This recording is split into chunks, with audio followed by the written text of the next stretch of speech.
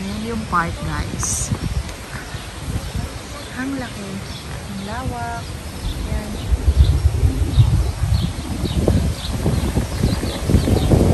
Pero sa part na yun, pwede kang mag-football.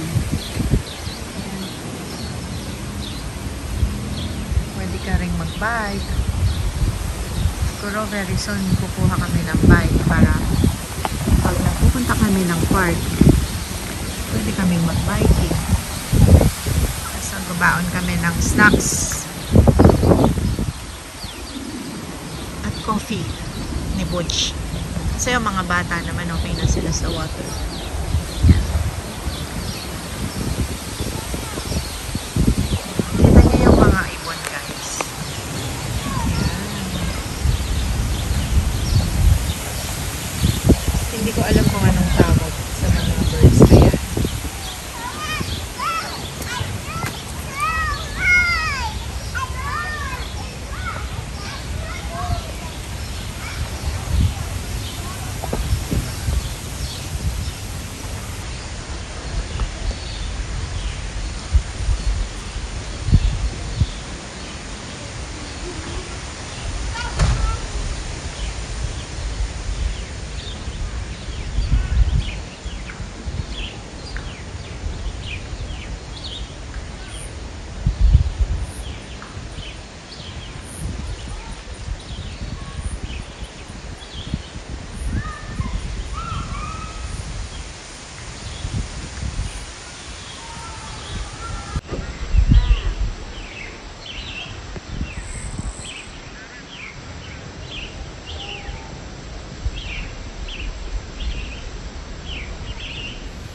Hey guys,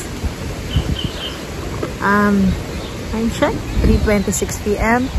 December 3, Sabado. Kanina pina-check up namin si Sam for December 2 ba ngayon? Akala ko 3. Okay, December 2, Sabado. 3:27 ng hapon. Ayan. Galing kami kanina sa optometrist kasi kinuhanan namin ng reading glass si Sam. Kasi sa school meron silang routine eye and ear check, hearing and eye test. Yan.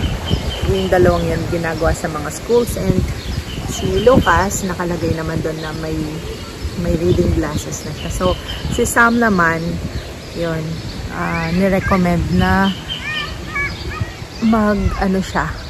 magpa-check siya sa optometrist. And, nagpunta kami dun kanina, ang sabi, meron daw siyang stigmatism.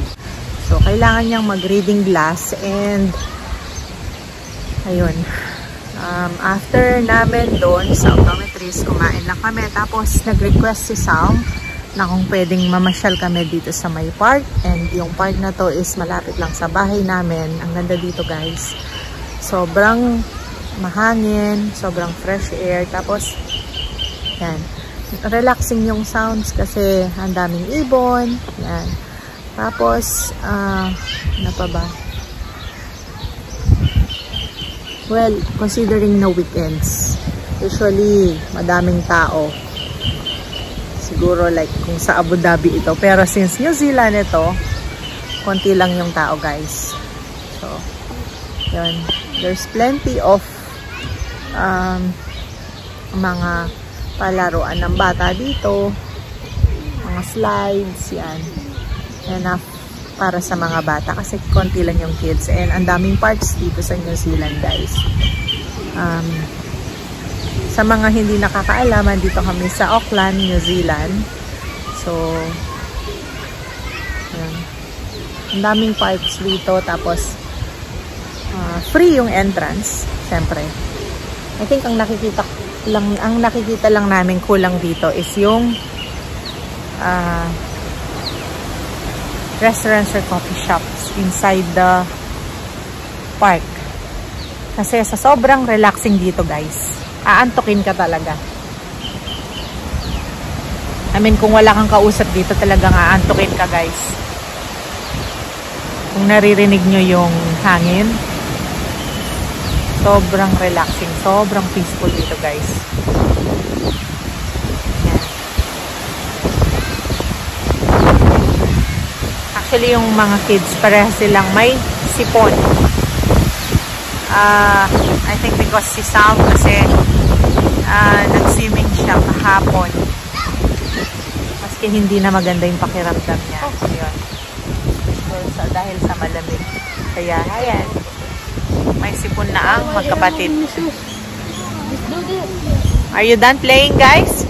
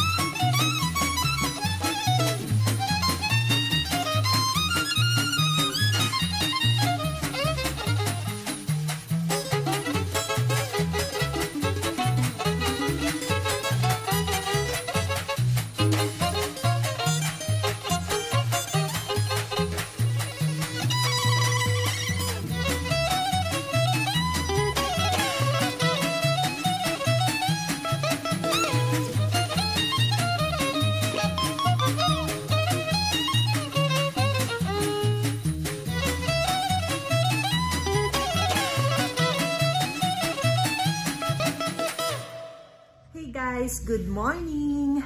So today's date is Tuesday, December 5th, 10:45 ng umaga. And nakabihis ako kasi pupunta ako ng school nila Lucas kasi may graduation assembly sila. Lucas, Dela Cruz, he's only just been here for a little while. Sorry it's not longer. But all this is Lucas.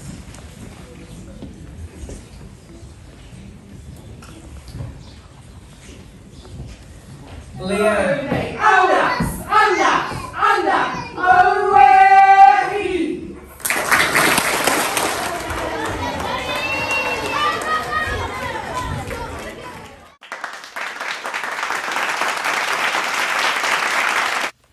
Hey guys! Kumusta?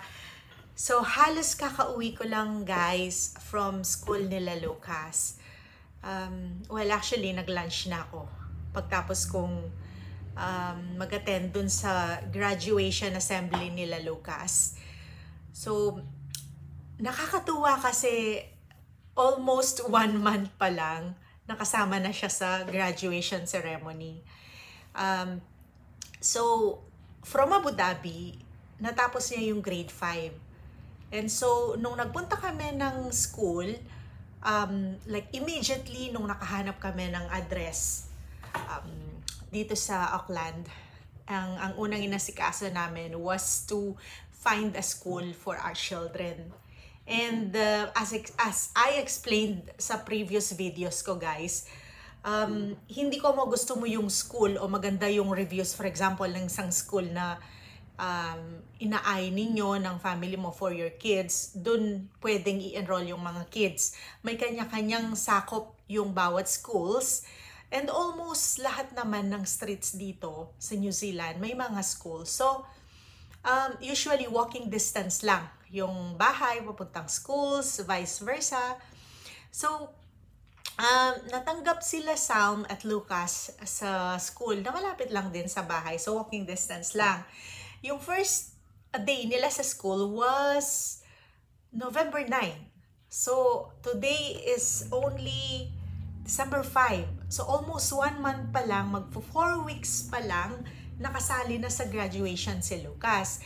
Nung in-enroll namin sila, we were expecting na yung enrollment was for the following year, which is nga like end of January. Ang school year kasi dito, January to December.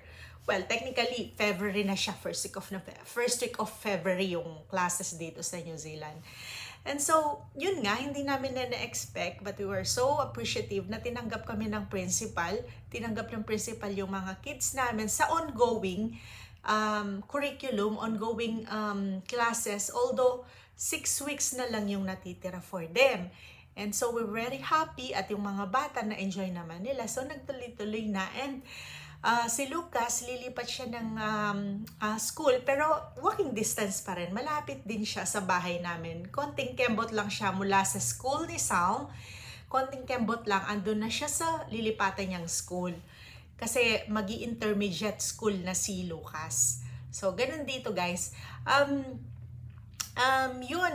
Yung program, it's very solemn.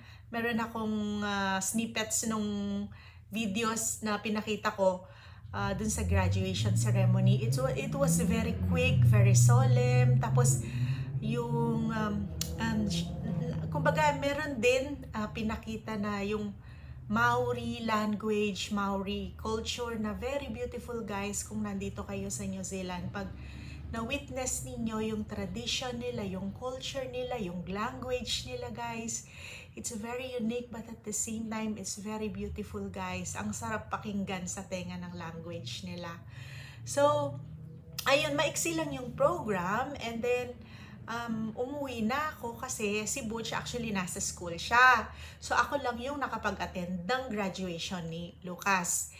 And ayun, after ng graduation, pinicturean ko lang siya, tapos kasama niya ng friends niya, tapos umuwi na ako kasi nagstay pa sila, kailangan pa nilang magstay sa school. So yun, mamaya naman gabi meron silang dinner. Hindi naman kasama doon ng parents, puro mga graduating students or graduate students lang ang kasama doon sa dinner mamaya. So i-drop namin siya sa school, tapos pipick upin namin siya ng 8 o'clock kasi anong oras ba? 6 p.m. hanggang 8 p.m. yung dinner nila.